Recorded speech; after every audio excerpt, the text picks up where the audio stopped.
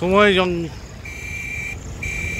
এই মুহূর্তে আপনারা দেখতে পাচ্ছেন নিউজ অরবিট 24/7 চ্যানেলে যে কিভাবে পুরুলিয়া কোটশিলা নতুন ডবল লাইনে দু ধরনের ট্রেন, একটি ডিজেল এবং একটি ইলেকট্রিক লোকোমোটিভ, দুটি হচ্ছে গুডস ইঞ্জিন, একটি হচ্ছে WDG, অন্যটি হচ্ছে WAG 9H।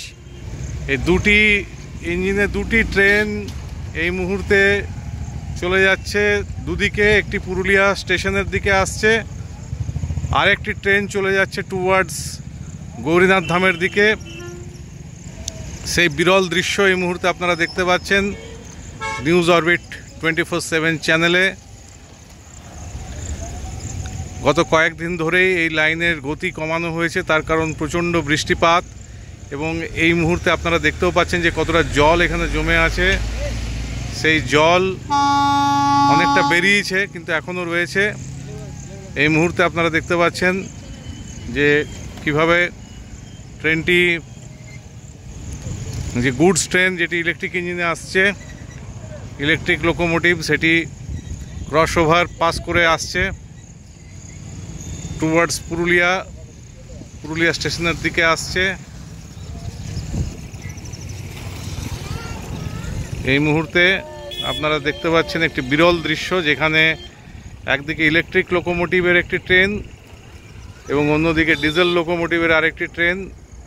দুটি ট্রেন, একটি পুরুলিয়া থেকে টুয়ার্ডস গৌরীনাথ ধামের দিকে যাচ্ছে, আর একটি গৌরীনাথ ধামের দিক থেকে পুরুলিয়ার দিকে আসছে। বহু দূরে দেখা যাচ্ছে ডিজেল লোকোমোটিভের ট্রেনটি আস্তে আস্তে মিশে যাচ্ছে দূর দিগন্তে, এবং ইলেকট্রিক লোকোমোটিভ WAG 9HC, এই ট্রেনটি আপনারা এখন দেখতে পাচ্ছেন। অ্যাসিস্ট্যান্ট লোকো পাইলট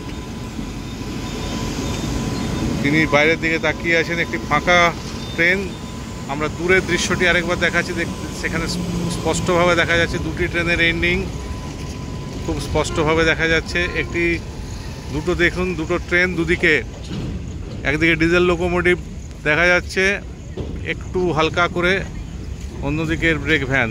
এই দেখুন দূরে ডিজেল লোকোমোটিভটি দেখা যাচ্ছে খুব হালকা, ওটা ফিরে যাচ্ছে টুয়ার্ডস গৌরীনাথ ধামের দিকে।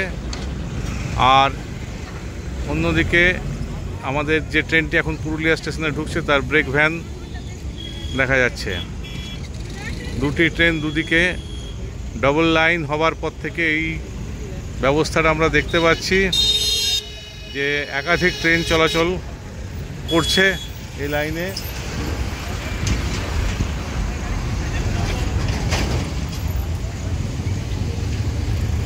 নিউজ অরবিট 24/7 চ্যানেলে আপনারা দেখতে পাচ্ছেন সেই দৃশ্য। দুটি ট্রেন, একটি ইলেকট্রিক লোকোমোটিভ আর একটি ডিজেল লোকোমোটিভ, সেই দৃশ্য আপনারা দেখতে পাচ্ছেন। এই মুহূর্তে দূরে দেখা যাচ্ছে ডিজেল লোকোমোটিভটি কিভাবে ঢুকছে, কিভাবে একটু একটু করে টুয়ার্ডস গৌরীনাথ ধামের দিকে যাচ্ছে। অন্যদিকে যে এমটি গুডস ট্রেন সেটি পুরুলিয়া স্টেশনে ঢুকে যাচ্ছে।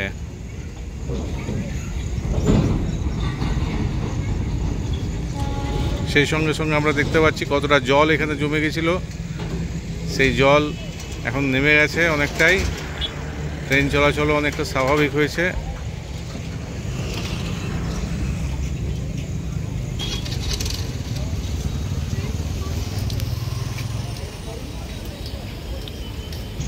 আমরা এবার বিপরীত দিকের ছবিটি আপনাদেরকে দেখাচ্ছি, যেখানে ট্রেনটি পুরুলিয়া স্টেশনের দিকে ঢুকছে, এবং আপনারা দেখতে পাচ্ছেন সেই ছবি, যেখানে ফ্রম কোটশিলা এন্ডের থেকে ট্রেনটি যেটি ঢুকছিল সেটি পুরুলিয়া স্টেশনের দিকে ঢুকছে। এই মুহূর্তে পুরুলিয়া ইয়ার্ডে ট্রেনটি, যেটি আদ্রা থেকে চান্ডিলের দিকে যে লাইন যাচ্ছে আপ মেন, আপনারা দেখতে পাচ্ছেন কোটশিলার থেকে আপ মেন লাইনে ট্রেনটি ঢুকছে, এবং সিগন্যাল যা দেখা যাচ্ছে গ্রিন রয়েছে, কাজেই এই ট্রেন সোজা বার হয়ে যাবে টুয়ার্ডস টামনার দিকে।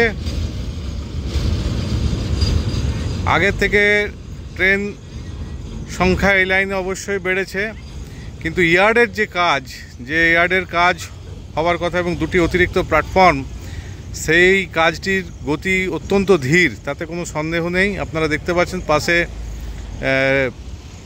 আরেকটি লাইন করার জন্য পাথর দেওয়া হয়েছে, কিন্তু ইয়ার্ড রিমডেলিং যতক্ষণ না হচ্ছে ততক্ষণ খুব স্মুথলি পুরুলিয়া স্টেশনে ট্রেন ঢোকানো সম্ভব নয়। অর্থাৎ কোটশিলার থেকে বা বোকারোর থেকে ট্রেন এলেও এই জায়গাটি কিন্তু সিঙ্গেল লাইনে থেকে গেছে এবং খুব জটিল। পুরুলিয়া স্টেশনে ঢোকার মুখে এখনও ট্রেনের যে অপারেশন সেটা খুব জটিল, কারণ যখনই কোনো কোটশিলার থেকে ট্রেন আসবে অথবা কোটশিলার দিকে ট্রেন যাবে, তখন ডাউন যে মেন লাইন, সেই ডাউন মেন লাইনটি অকুপায়েড হবেই। অর্থাৎ ডাউন মেন লাইনে কোনো রকম কোনো ট্রেন চালানো সম্ভব হবে না সেই মুহূর্তে। এটা যদি ঠিকঠাক করে দেওয়া যেত, অর্থাৎ পুরুলিয়ার যে 1 নম্বর এবং 2 নম্বর প্ল্যাটফর্মের সঙ্গে এই ডবল লাইনকে সরাসরি যদি জুড়ে দেওয়া যেত, তবে কোনো রকম ডিস্টার্ব না করে, অর্থাৎ ডাউন মেন লাইনকে কোনো রকম ডিস্টার্ব না করেই ট্রেন চলাচল স্মুথলি হয়ে যেত এবং তাতে অনেকটা সময় বাঁচত।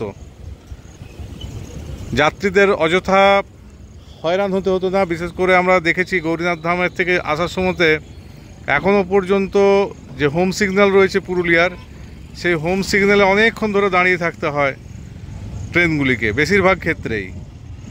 এবং এই জন্য যেহেতু কোনোভাবেই ডাউন মেন লাইনকে টাচ না করে ট্রেন ঢুকতে পারবে না, তাই পুরুলিয়ার 3 নম্বর প্ল্যাটফর্ম, সেটিতে কোনো ট্রেন সেই সময় নেওয়া সম্ভব হয় না এদিক থেকে। তো এরকম অনেক রকমের টেকনিক্যাল সমস্যা রয়েছে, যেগুলো আস্তে আস্তে ঠিক হয়ে যাবে।